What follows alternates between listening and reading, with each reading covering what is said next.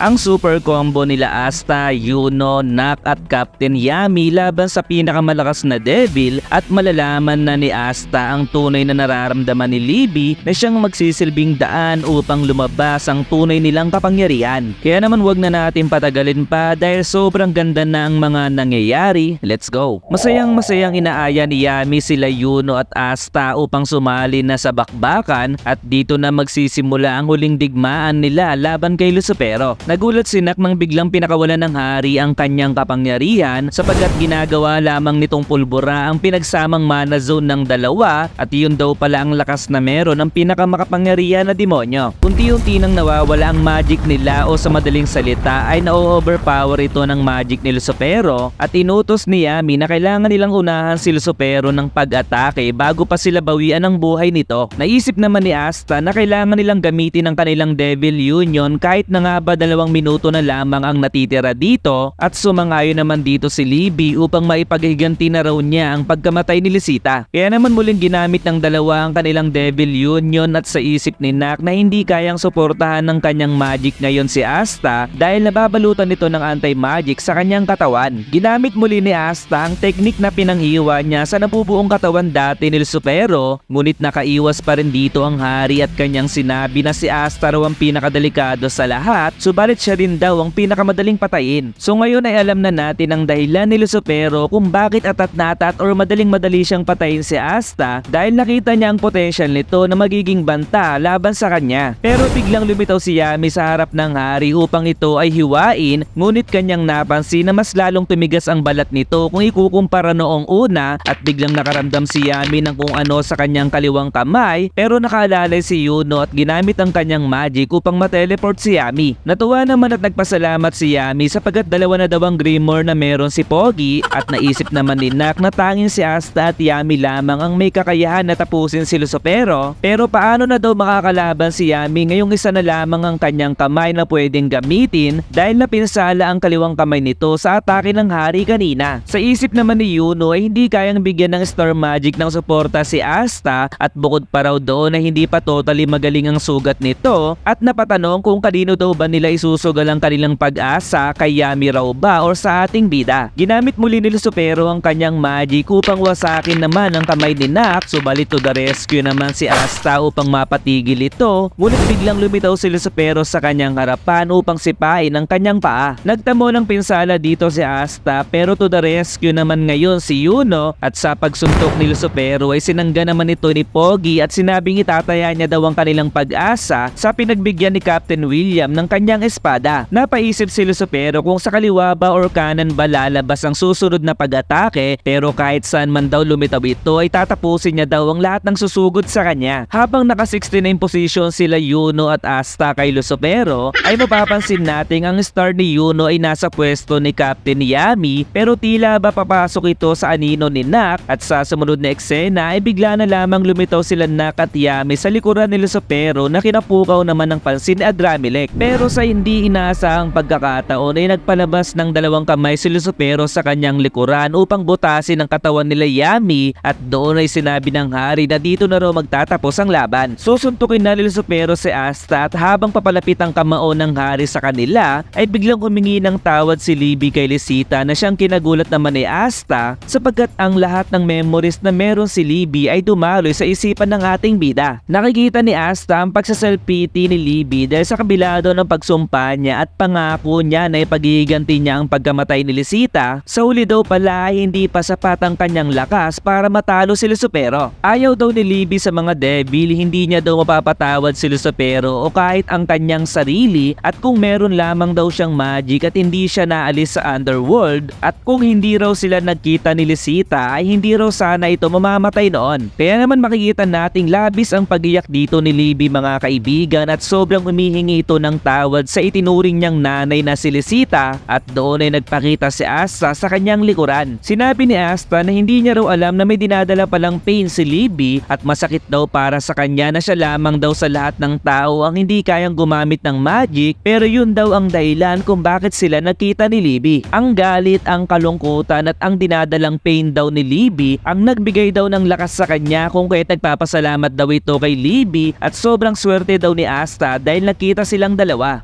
Wala daw maibibigay si Asta kay Libby pero hayaan daw siyang samahan nito sa kanyang pakikipaglaban dahil kung silang dalawa daw ay magtutulungan ay magagawa nila ang bagay na imposible at doon ay tinawag nila ang isa't isa bilang sila ay magkapatid. Sumunod ay pinakitang nasangga nila Asta ang suntok ni Lucifero at sinabing ano naman kung ikaw ang hari ng mga devil sapagkat sino ka daw upang patayin ang nanay ng aking partner. Habang nakasabit sila Yami at Nak na para bang mga damit sa likuran ng hari ay napansin ni Lucifero na may nagbago kay Asta pero wala pa rin naman daw itong mahika. Kaya't susuntukin na naman niya ito pero si Asta hindi umiwas sa pag-atake ni Lucifero. Parang baliwala lamang kay Asta ang suntok na ginawa ni Lucifero at sinabi nito na kakaiba daw ang kanyang nararamdaman ngayon sapagkat noon daw ay para bang nagpapatong lamang daw sila ni Libby kapag nagda-devil union pero ngayon daw ay para na silang iisa talaga. Habang hawak-hawak ni Asta ang kamay ni Lucifero ay kanyang sinabi dito na hindi na raw ito tungkol sa galit na meron sila dahil tanging alam daw nila sa mga oras na yun na kailangan nilang pabagsakin ng hari. Mapapansin nating 5 na ang sungay na meron ngayon si Asta at tatalunin niya raw ito